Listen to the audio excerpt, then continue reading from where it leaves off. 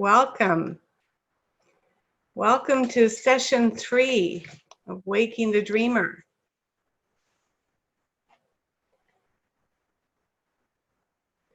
Everyone's coming into the room, so just find your place, settle in.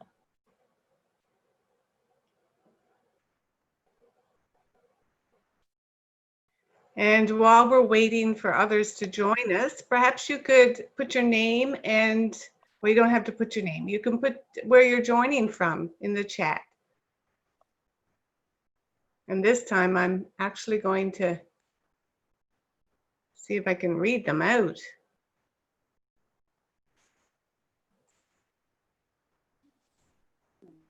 Some reason I can't see the chat. Interesting. Okay. So everyone, welcome. Welcome to Waking the Dreamer.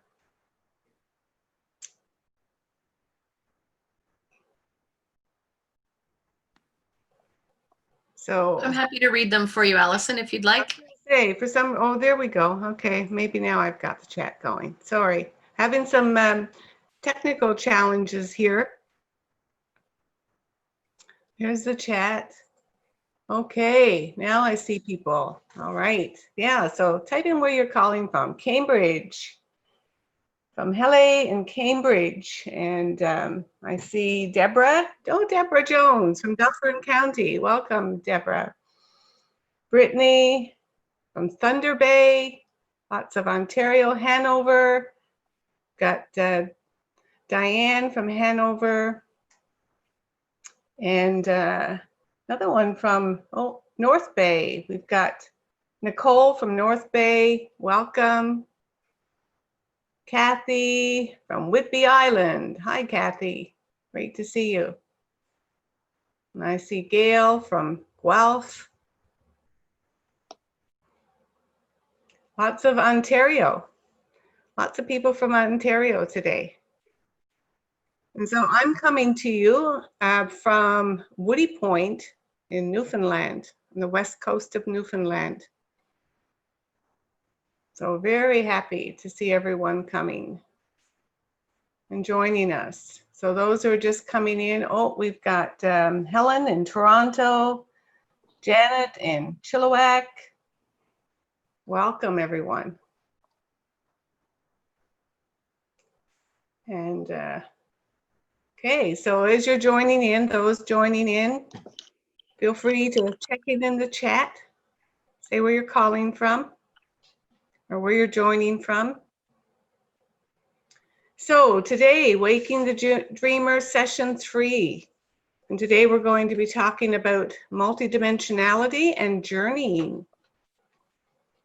So I'd like to invite you, whether you're listening now or you're here in live now or listening later, to just become centered, to connect with your breath, to breathe in and breathe out. Nice, gentle breaths. Letting your body completely relax. So one way to do that is to lengthen your out breaths. So you breathe in for 4 seconds and make your out breath 5 seconds. Or if you notice you're breathing in for 5 seconds, to breathe out for 6 seconds. And this resets the fight-flight, which research says that, in our culture today, we are all breathing way too quickly. We're breathing very shallowly, and we're breathing too many breaths per minute. When I say too many, we breathe a lot more quickly than our ancestors did. And this has implications for our health and for our lifespan. So practicing any kind of breath work, conscious breath work, is very good for our health, mental, emotional, and physical health. And so just becoming aware of your breath. It's a way to bring your attention, your awareness back to your body to get nice and grounded. So, we've got Jennifer from Toronto Midtown, Helen from the Netherlands. Welcome, Helen. So far, I think you're the furthest one away, unless Whidbey Island. I don't know physical distance. The far west coast of Canada may be maybe the same as from the Netherlands. I'm not sure. That's a good thing to look up. So welcome, wherever you're coming from today, welcome, welcome. So I invite you to, in your inner vision, use your imagination, and just picture how we've gathered here today. Maybe the same way as you pictured it last week, or it could be different. Where do you feel like being today? You can get to decide where we're gathering. Maybe in a beautiful meadow with the sun shining down and the wind moving the grasses and the wildflowers. And here we are all gathered in a circle in the traditional way. Or maybe we're inside a tent, a teaching lodge. Or maybe we're gathered on a beach, sitting on rocks, beautiful flat, warm stones, or on a mountainside. You pick your favorite place, and let's bring us all there with you, sitting in a circle, including all those who will be listening to the replay later for this teaching circle. And in the center of the circle, we've created a little simple altar with a pretty piece of fabric and some flowers, wild flowers that we've gathered. Maybe there's a candle. And also there to place some sacred object, something that's really special to you, to represent your energy in this circle today. And so settling in, relaxing and settling in, and setting your intention for today.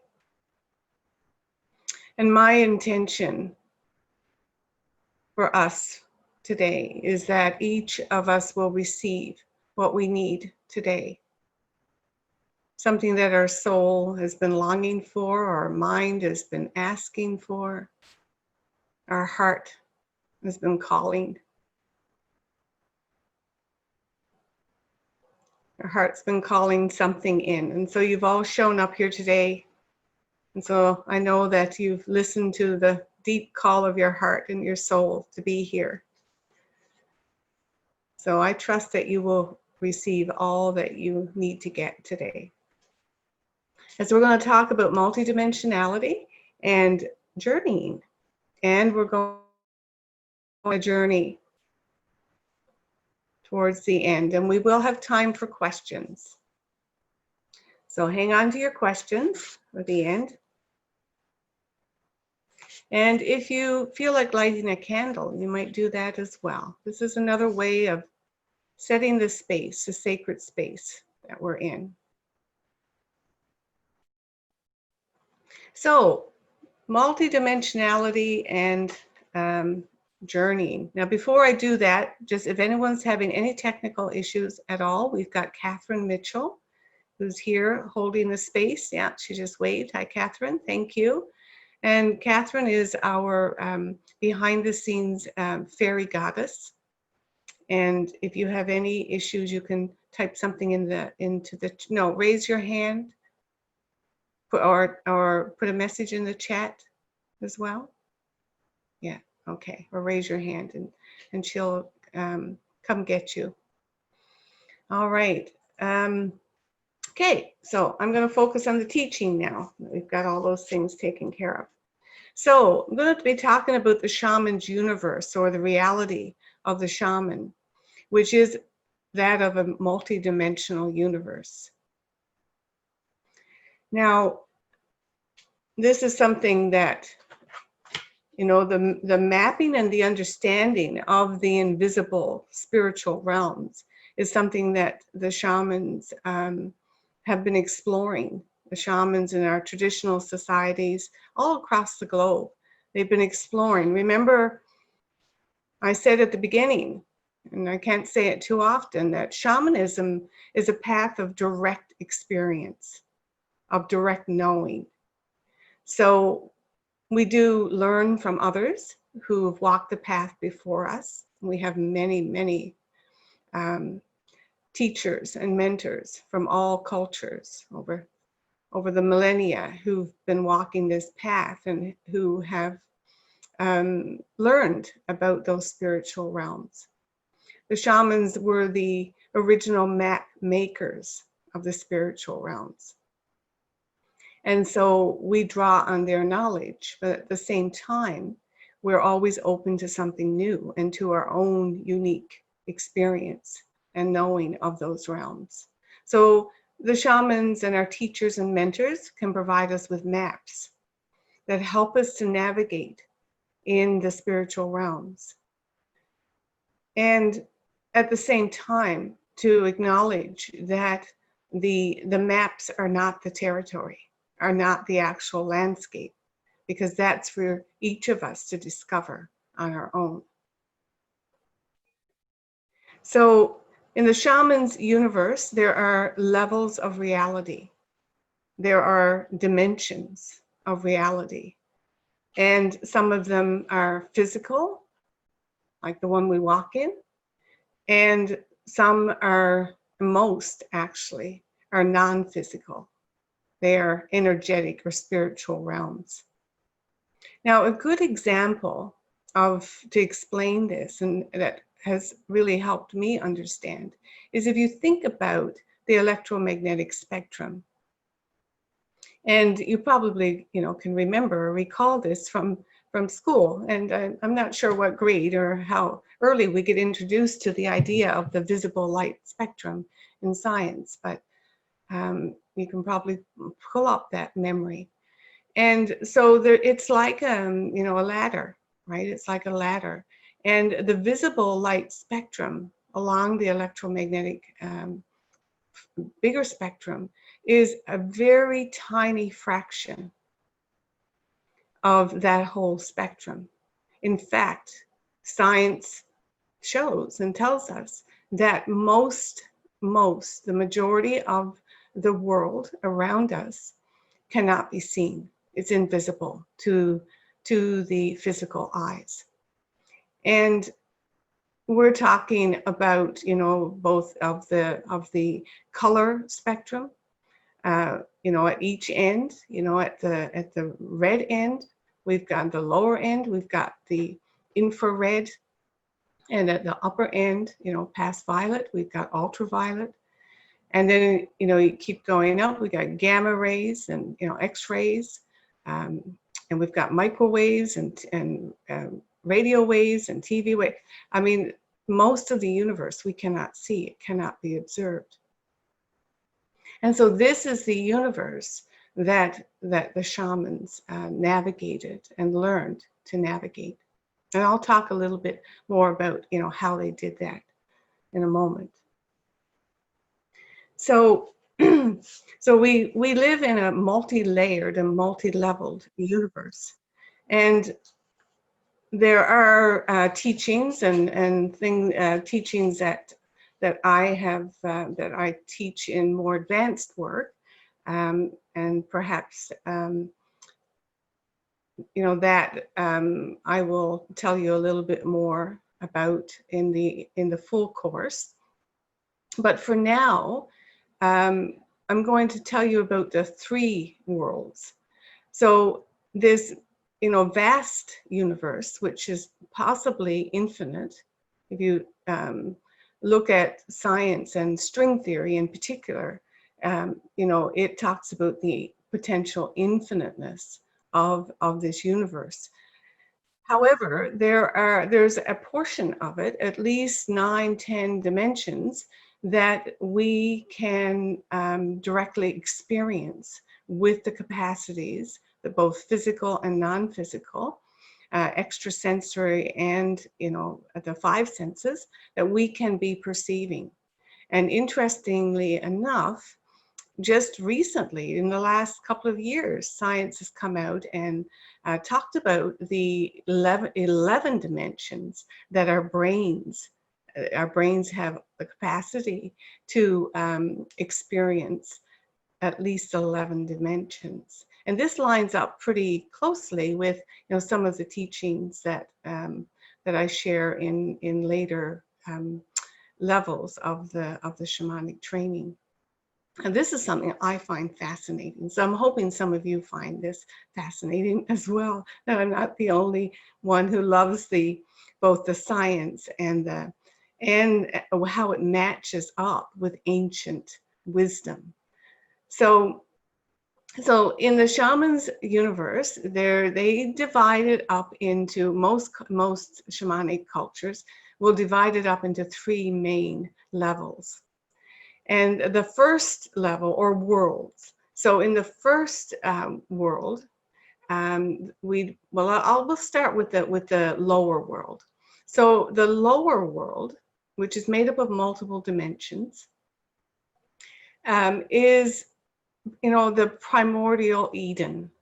It's that it's a non-physical world, and is energetically, it's located in the inside of the earth. You might say in the womb of the mother. And this is the place where the mother holds everything that has been lost or forgotten by all of us who live here on her belly, on the top side.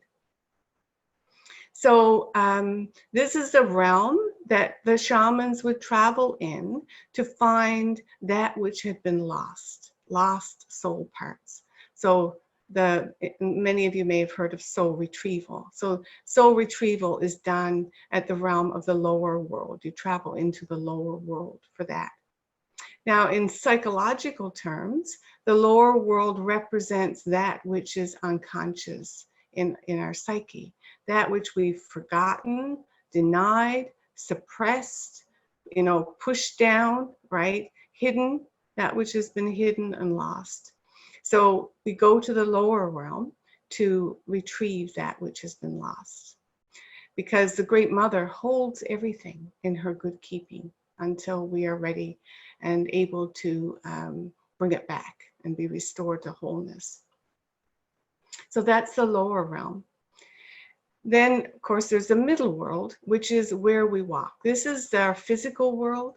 It's the one where we do what we do every day, our everyday things, the place where, the plants and the trees, everything is manifested in this world. And this world, of course, also has an energetic world behind it. It has a spiritual world behind it, but it also manifests physically. It's like this is the realm of the visible light spectrum, right? Where we see color and we see things that appear to have stable and physical form. And they do have physical form, but we also know that they have energetic form that's holding that physical realm in place. So this middle world is a world that in psychological terms we'd call our conscious world. This is the conscious realm. This is the things that we are aware of, that we can hold in our thoughts and minds and in our emotions, and where our 5 senses play out. It's also the realm of linear space and time, right? Where time flies like an eagle. In a straight where we have past and present and future. Because in the spiritual realms, time is non-linear. Time, spiritual time is all time is now, and it also has a spiraling nature where we can, where things come around again. Spiritual time is what we use and what we enter into for journeying. And I'll talk a bit more about that in next coming up. So the third realm is the realm above. And again, this is a non-physical world, and it has many dimensions. This is the realm of possibility. This is the realm of things that have not yet manifested. This is the realm of potential. And so in this upper world, you know, we travel to get information and to bring back energy to inform who we are now and what we're doing now, or to track for potential different destinies that maybe we haven't even imagined. So we can actually, the shaman would travel into the realm, not so much the future, though we could think of those as future, but to track and see, you know, what the potential destinies and how things might be shifted or changed. This may sound very fantastical, but you know, again, this is the realm. This is now more science, right? These probabilities that we can actually be energizing and create and choose different destinies. This is what we're on the verge of right now on the earth, in fact, is, you know, getting all our healing done so we can have, you know, be whole and capable, reclaim these capacities for tapping into potentials and to energize those new potentials so that we can create something new. This is a very exciting time for upper world work. And we will be doing some upper world work in the next, I believe in the next one. Yeah, because we're halfway through now. That's right. Oh my goodness. Anyway, okay. So there are the three worlds: the lower world, the middle world, and the upper world. And as I said, the shamans were the initial map makers, and still, because, you know, in an infinitely expanding and constantly expanding universe, there are always new worlds to explore. Just like we can tap into new destinies that have, for ourselves personally, and more importantly for the earth. So original map makers, and to just give some context to that, you know, the exploring these other worlds, you know, first of all, we've done some work on our luminous energy field, and you probably realize that there are lots of maps and there's lots of information. One would be our chakra system, you know, a very personal thing, our chakra system and all the meridians that connect all our organs and systems to our, you know, energetic body that actually contribute to and create the physical form that we have. And in the East, in particular, the Eastern medicine has, you know, for thousands of years, mapped this physical form that we have, and learned how to work with the energy field, with the meridians to, you know, many of you probably had acupuncture, right, on blocking meridians so that the energy can flow and can come back, and your body can be, you know, be restored or come back into health. And so we've got, you know, at the physical, our personal luminous energy field that has been mapped by those who've come before us. And the earth herself also has a chakra system and has meridians. And so you may be familiar with the field of dowsing. So dowsers are people who work with the energy systems of the earth herself. And so all the rivers, you know, both on the surface and within the earth, you know, all of these have energy and move energy through the earth. And so it's a whole other field that's very closely related to shamanism. It's, you know, just like a sister discipline. And when you become attuned to working with energy, and you realize everything has energy and fields, that, you know, those same skills can be applied, right, to whatever you feel drawn to work with. And to, you know, in my work, I've become very aware at different times of the energy of place. And again, some of this is, not new to any of you, and are whole fields of study and potentials that you can activate within yourself, the ability to tap into those fields and that invisible world. And then another one that's a topic close to my heart. It has to do with where we go after death, and so the realms that we travel through once we leave our physical bodies. Again, mapped for thousands of years by the ancient Tibetans, by the ancient Egyptians, to help so that we could help souls return, right, and get back to spirit after they leave this physical realm. So these are some of the ways that those invisible realms, those spiritual realms, have been mapped by those who've come before us, and that we now can draw on this wisdom and this knowledge in our own work today. So what else? Okay, so the journeying process itself. So for journeying, our ancestors and those shamans who came before us, wanted to navigate in those spiritual realms, or, were either born knowing how to do it and having the capacities, or learned them through their lifetime, and knew that that something had to happen within our physical vehicle and our energetic vehicle for us to be able to navigate and to access those other dimensions. And so journeying required you to shift out of ordinary consciousness, the ordinary consciousness that you'd use in the middle world, to be able to enter into and to be able to get information in those other worlds. And so what we know now, thank you science, is that this had to do with altering your brainwave state. So shifting the state of your consciousness by shifting your brainwave frequency. And again, this all seemed very magical and strange to our ancestors who didn't have the science knowledge that we have today, and it's part of our understanding of how things work, that they would use different tools, all of which we can still use today.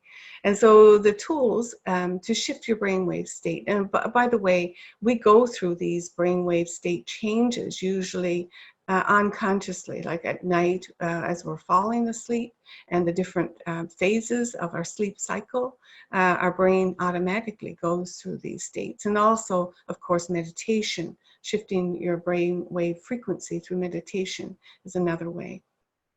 But the tools that our ancestors used, that we still can use today, would be sound, like certain percussion instruments like drums, rattles, would shift the brain wave state. And I use a rattle now, and many people use drumming to do that.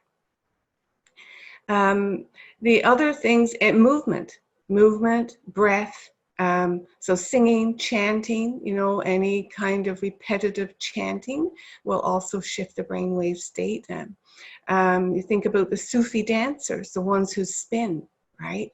So movement and dance can also, yoga, right? Yoga, breath, and movement.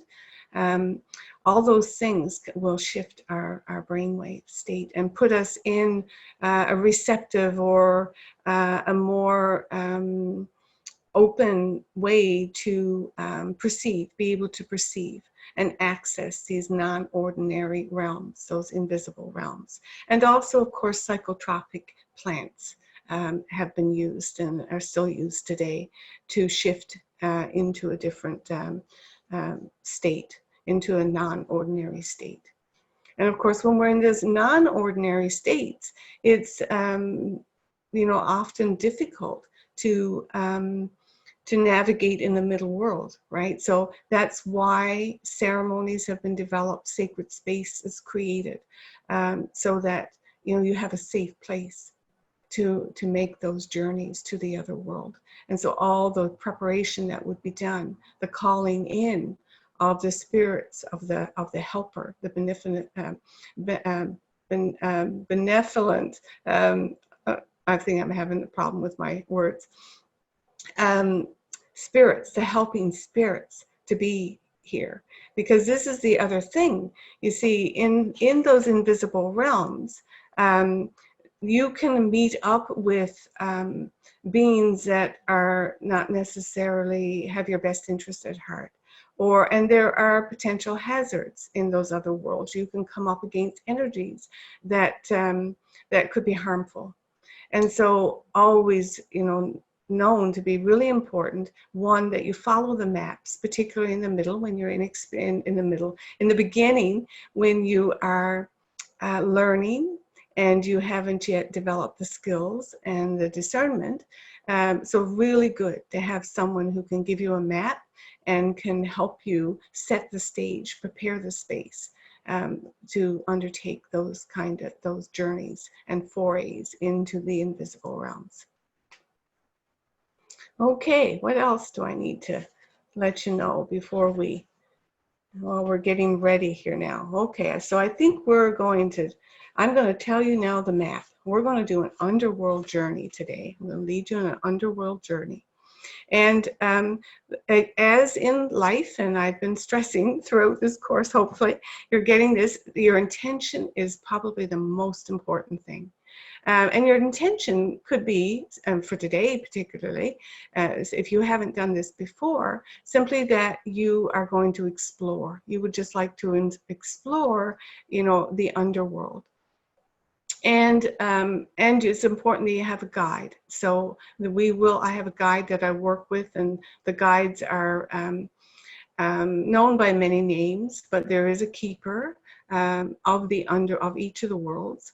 And in my Peruvian lineage, the name of that keeper is Huáscar, but known by many names all across time and history and culture, but always a guide, and really important that you work with that guide or that luminous being who can be there to support you and to keep you safe while you're in those realms. Yeah, so what we're going to do, I'll just quickly give you the map, and then I'm going to rattle, and we're going to do the journey together.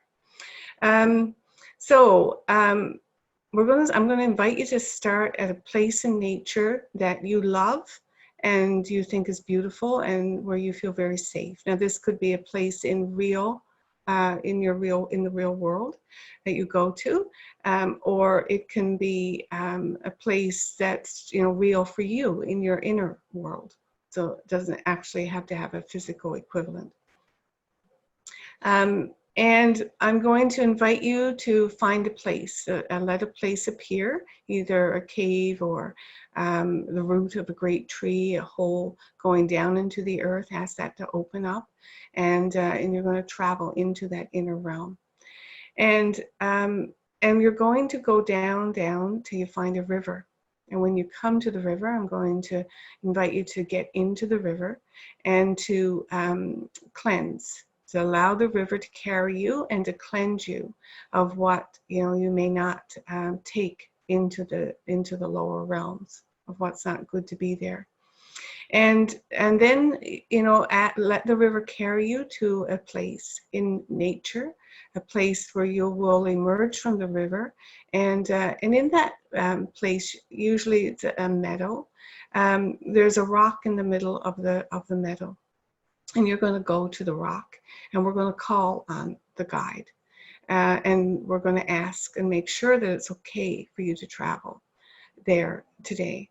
And then from there, we're going to ask the guide to take you to see a special, we might call it, well, it's like a heart in the earth that has 4 chambers. And so we're going to do some exploring in those 4 chambers. The first chamber is the chamber of wounds. They're going to ask to be shown some wound that something that happened that meant that part of your soul had to leave in order to survive. And then in the second chamber, to ask to see, what was the contract or the promise that you made to yourself that is now operating in your life that you may not be, conscious of, or you may be, but didn't know why this was playing out. And then in the third chamber, to ask for a gift.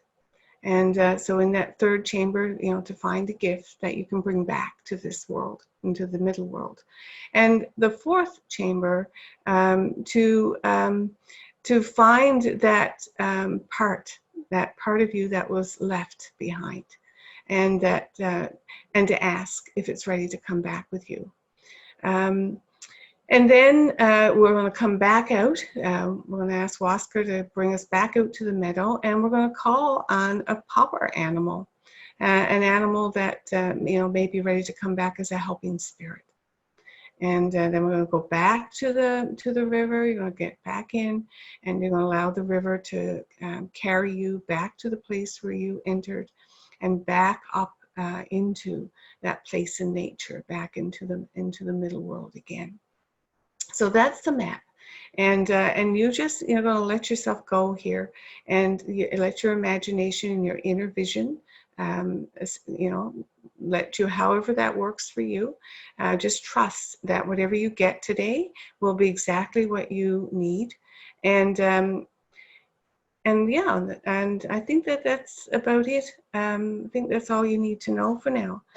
So you've got the map, and again, I want you to listen for the sound of my my rattle, and because when it's time, so no matter what's happened, when it's time for you to come back, then I'm going to change the beat of the rattle to call you back, and so. I want you to listen to that. So there will be, a certain beat, and then I'll slow it down, and that'll be the callback. So when you hear that, to make sure then that you begin to come back from wherever you are in that underworld. Okay, so I want you to take a nice big deep breath now. And just get ready to bring your attention inward and to go into that inner space. And listen to the sound of my voice and to the rattle.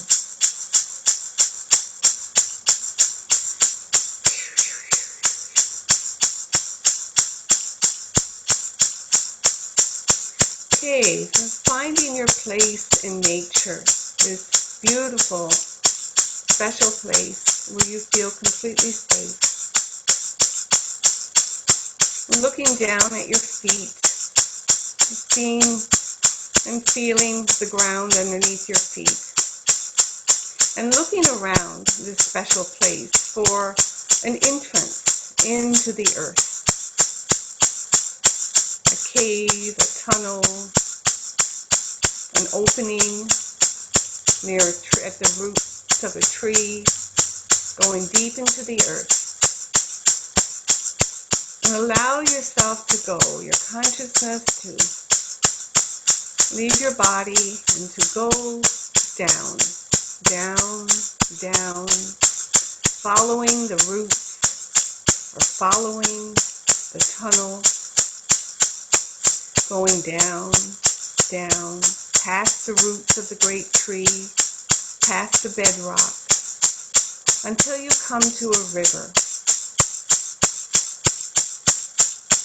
And I want you to step into the river and allow the river to completely cover you. And lay back and allow the river to carry you, completely relaxing, letting go, trusting this river to take you.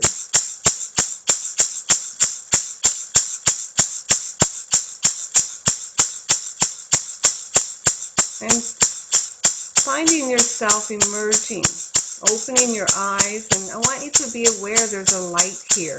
There's a light, like an inner light that glows down here. You can see everything clearly. And you see that the river is washing you up on the shore of a beautiful meadow. And so you get out of the water and you walk across the meadow towards a big stone in the center. And when you get there, you touch the stone, you feel the texture of this big rock. And we're going to call on the guide, the keeper of this lower world here. As you look around, take in all the sights and sounds, we call on the keeper, who I know as Waskar, who is known by 1,000 names. And you see this being appear. And we're going to ask Waskar for his guidance and his assistance, or her guidance, her assistance. Going to ask, is this a good time for you to travel in these lower realms? And when you hear or sense a yes, we're going to ask Waskar to take us to this special place where there are 4 chambers.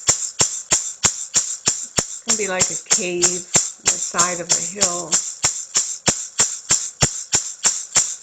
We're going to tell Waskar that we're here today so that you can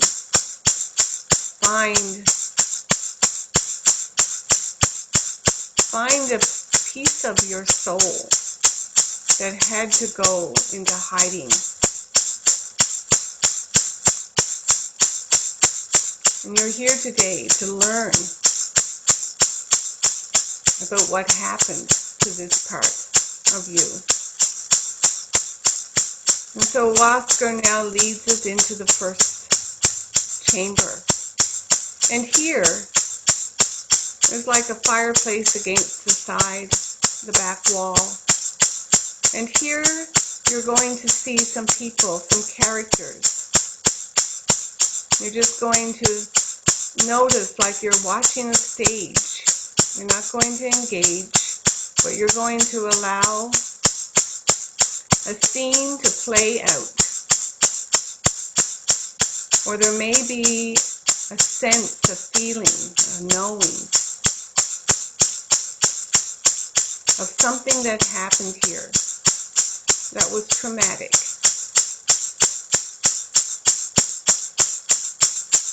You can let the story unfold. You can ask Waskar if you need more help or assistance. You can ask Waskar at any time. You might say, what's happening here? What happened? Why did you leave?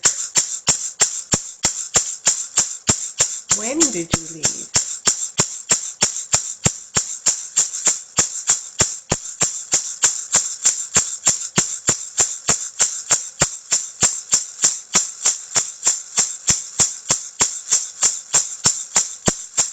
And when you have this information, you don't need the whole story, but enough of the story to understand why this aspect of your soul had to leave.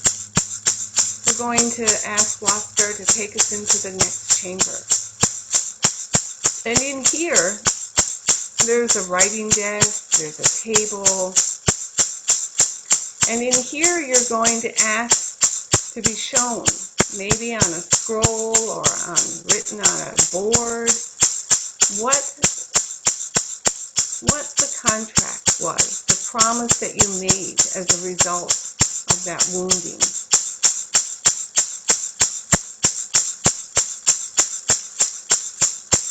What did you promise yourself as a result? What did you promise yourself you would never do again?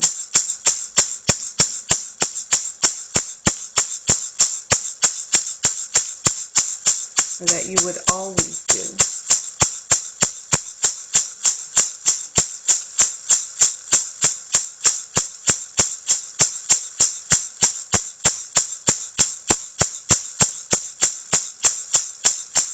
Again, you may get a sense of it, a feeling for it,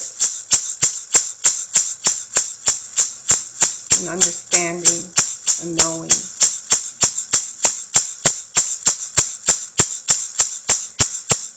And Huáscar turns and invites us to follow him into the next chamber. And in this chamber, there is a gift. You may have to look around for it. It may be hidden away in the musty trunk or on some shelves in the back.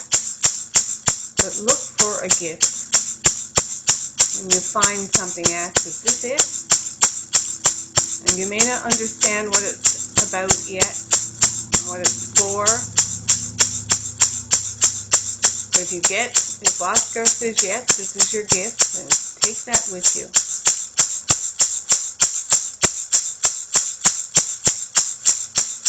And then we're going into the last chamber.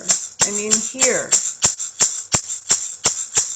we're going to ask Huáscar to bring forward that part of your soul that went missing. Now often, this is in the form of a small child. Not always, but just see who comes forward. Who's that coming forward there out of the mist? And this is the part of you that never felt pain, never experienced trauma, has been kept safe here in the great belly of the mother for just this time, when you would be ready to take it and to claim it again. And so you're going to ask, are you ready to come back with me? And if you get a yes, that's good.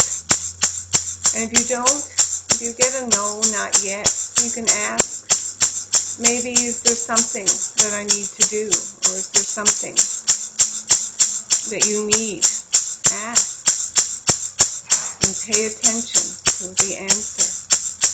This is very important for you to know this now.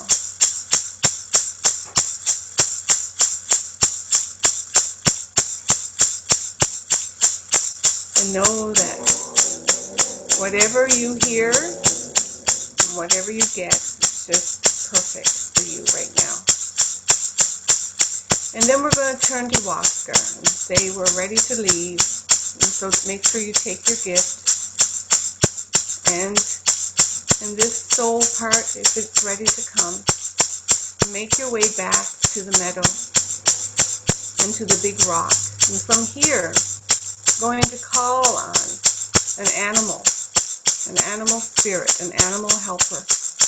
And I want you to just notice what comes across the meadow towards you. What is this animal? It could be a bird. Or it could be a four-legged. Just notice what comes.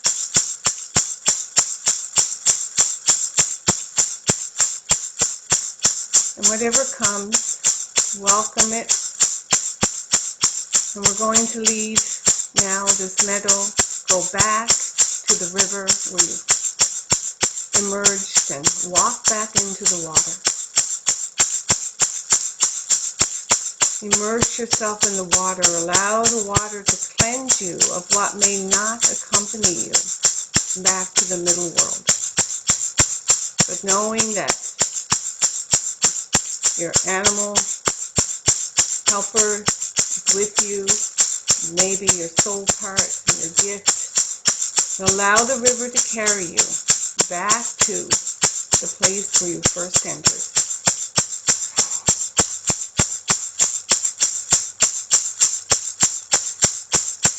And from there you leave the river and you begin to walk back up, up, through the bedrock, through the roots of the great trees, and emerging again. Merging back into the middle world. in that place in nature, looking down at your feet, recognizing your toes and the ground, feeling your connection to the ground. And so now I invite you to whatever you brought back. So if you brought back a gift, I invite you to feel that gift in your hands. Put your palms out and feel that gift in your hands. And bring your hands with the gift, the energy of that gift, to your heart, allowing it to merge and to enter your heart.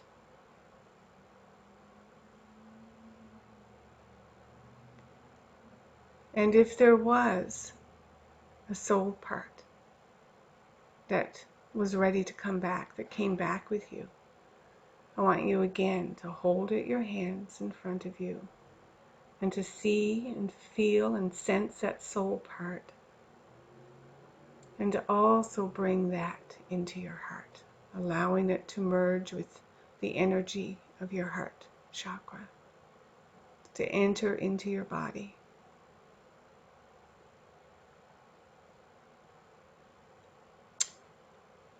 And if there was an animal that came, again, put your hands out, feel, sense that animal, that spirit of that animal in your palms, in your hands,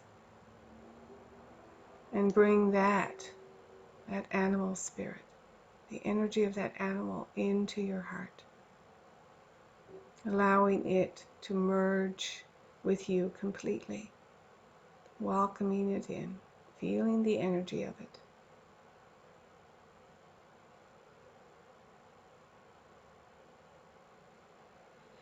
And with a nice big deep breath,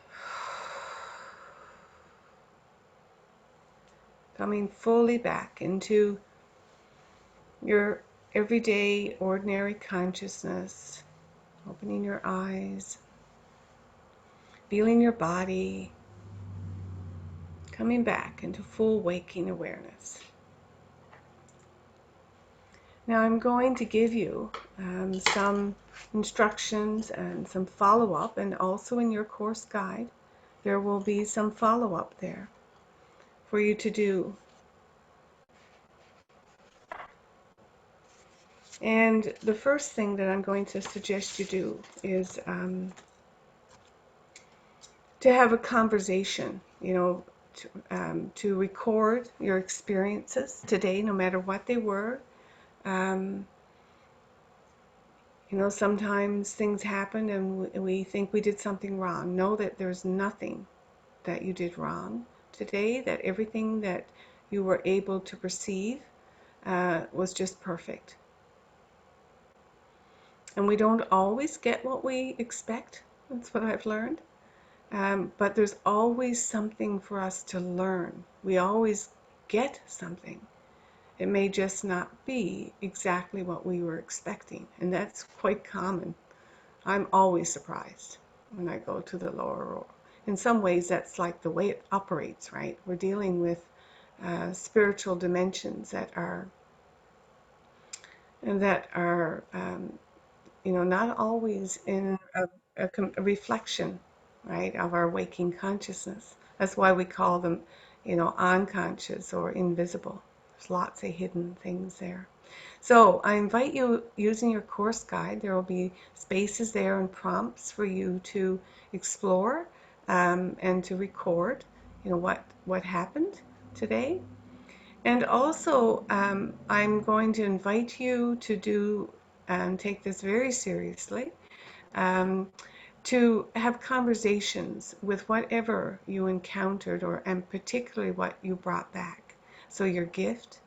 A simple way to do this that I find very effective is to literally just make a cross, like a line, and divide your page. Divide your page down the center.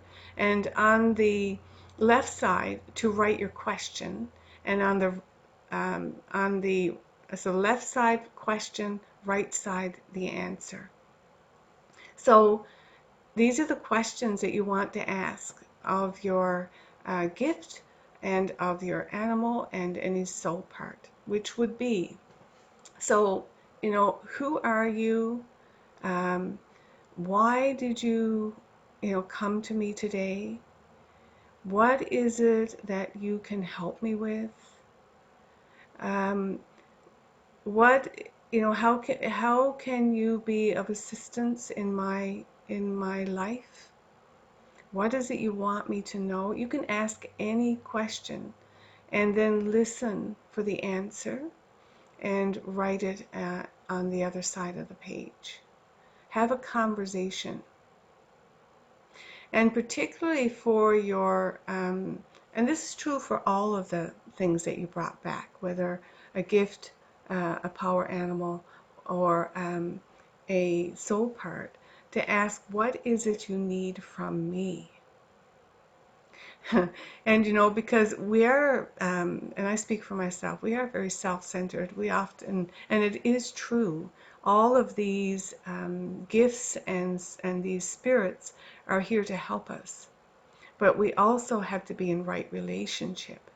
We have to recognize and that these beings are real. They have real energy, real wisdom, real medicine, and we want to be in right relationship. So that means that they may need something from us as well. It needs to be a two-way relationship, to be in right relationship with them. So, so that's what I invite you to do, to explore today, and in the coming days, using your course guide. And also, you might, particularly if you didn't feel like you were in the right place or space today to really benefit or get the most out of this, to do it again, to listen to this recording and to do the journey again. And you can do it with the recording, or you can also, do it on your own with a rattle or a drum, or you can listen to there's lots of rattling and drumming recordings that you can get out there as well. I find it really good if you can have it your own drum or rattle. It gives you more autonomy, and also it's just a great practice. Right? So we have some time for questions. So anyone has a question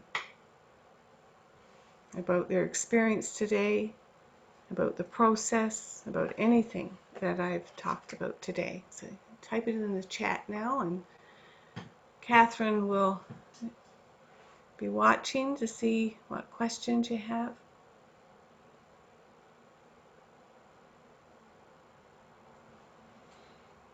So yes, any questions there for us, Catherine? I think you might be muted. I don't see any yet, Okay. but I have one. Okay. Oh, I'm seeing one here. Sorry. Go Yeah. ahead. You can have one too. From Paula. What might it mean to have two of each being presented in Earth Door? For example, the gift was two symbols, two animals, two contracts, etc. That's interesting. I honestly don't know, Paula. I don't think I've had that experience, so I can't personally relate. I mean, what I have had happen is that I have had two animals show, and I wasn't sure which one. And what that may be is that you are being invited here to have conversation and to listen to what's being told. There's always a teaching, so I would be inclined to go back into the underworld and to have a conversation with Waskar and say, why am I being shown? What does this mean? What's here for me? It may have to do with, for example, discernment, right? It's like discerning, what is the right one, or to being invited into conversation at the very basic level.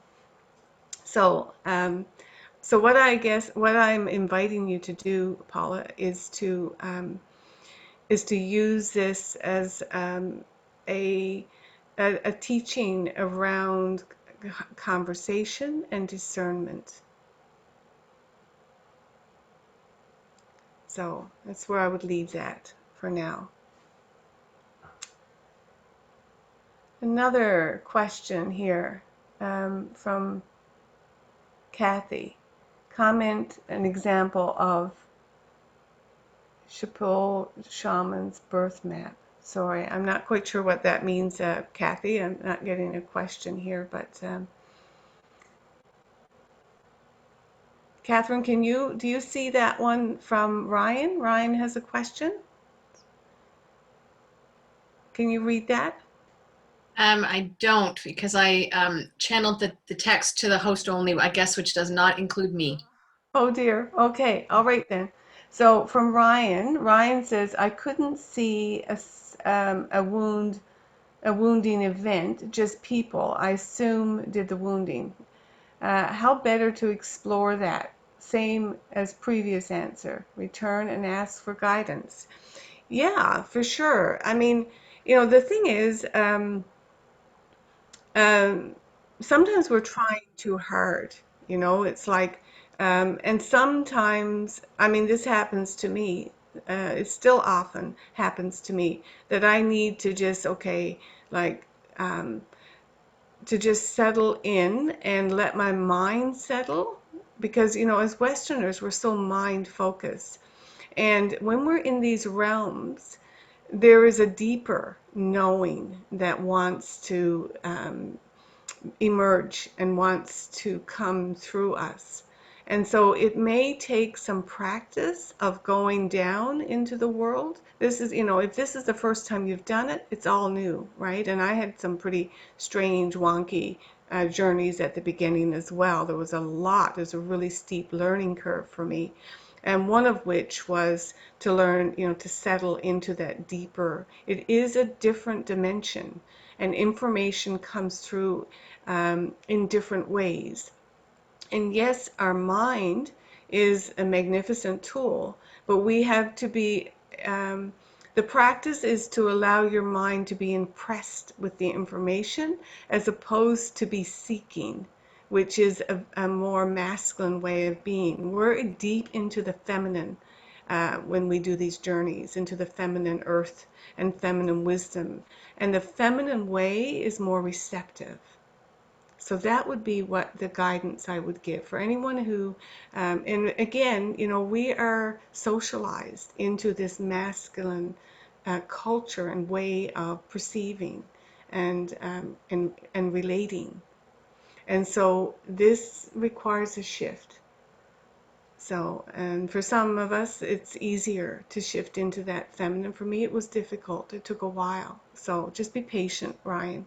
And yes, I certainly suggest you go down again with that in mind, to be more receptive, to allow the mind to be impressed upon, as opposed to be grasping and going after. And using all of your senses, like I say, that deeper knowing and intuition, which is more of our feminine psyche at work. It's very good questions, though. Very good questions coming up. And so, Catherine, your question. Oh, thank you. Yes, after you described how important it was to understand the maps, right? I'm not sure I want to just jump into this on my own, right? I might want to do this again with your guidance, but I'm not sure how comfortable I would feel with just shaking a rattle and trying to do this on my own. Okay. Any thoughts or guidance on that? Yeah. Well, one thing that I would certainly do now, we're working in sacred space here, and that sacred space I opened before, so I have confidence.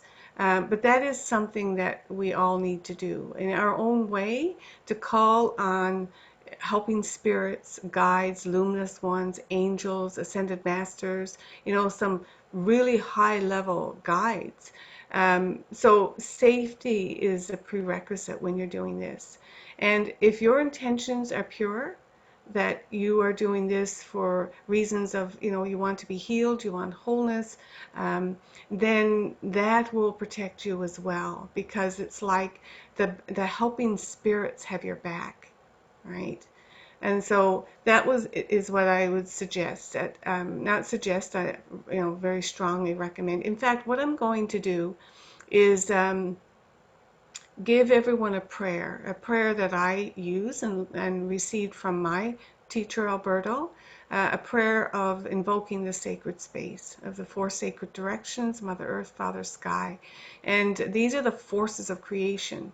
And so when you use this prayer, this invocation, you're in then a very sacred space. You've got nature has your back. The forces that created this universe have your back. So I'm going to make that available. I'm not sure, Catherine, how I can do that. I could put it on the Facebook page, but then not everyone will get that.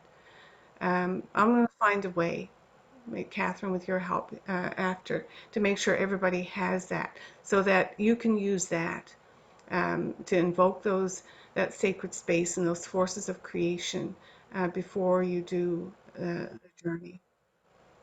Does that answer your question, Catherine? It sure does. Thank you. Yeah, you're welcome. Any other questions coming up here? Oh, okay. From Stephanie. When I refer to the lower level, do I mean the personal or the collective unconscious things?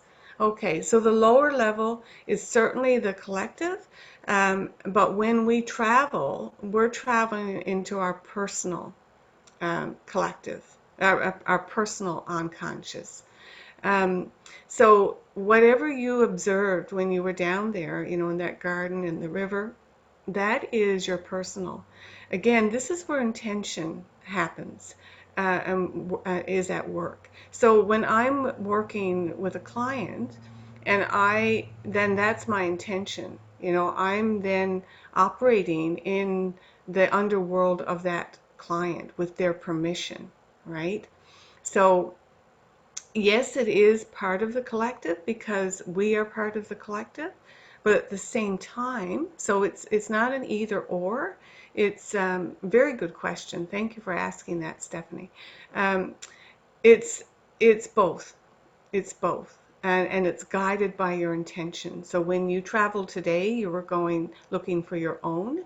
So and of course, you're also connected, with the collective. So so you're not separate, but yet you're in your own unconscious, unless you have a different intention and you're traveling for somebody else. Hope that helps. All right, so how are we doing? I think we're at the end of our hour here now. Oh boy, we've gone way past. Okay, so this is going to be longer than an hour, and I see that some people have had to leave. So um, thank you all for being here this week, for showing up. And thank you. This is a very rich topic, as just demonstrated, gone way over time. Very hard to compress into 1 week, into 1 hour. And so this is something, that's an enormous topic and so much more to explore, which we will be doing in the introduction in the full course in the fall. So, but in the meantime, have a beautiful week. Thank you for coming. Blessings on your week, and I look forward to seeing you next week when we will be all things ritual. We'll be exploring all things ritual. So, have a beautiful week. Goodbye, everyone. Thank you.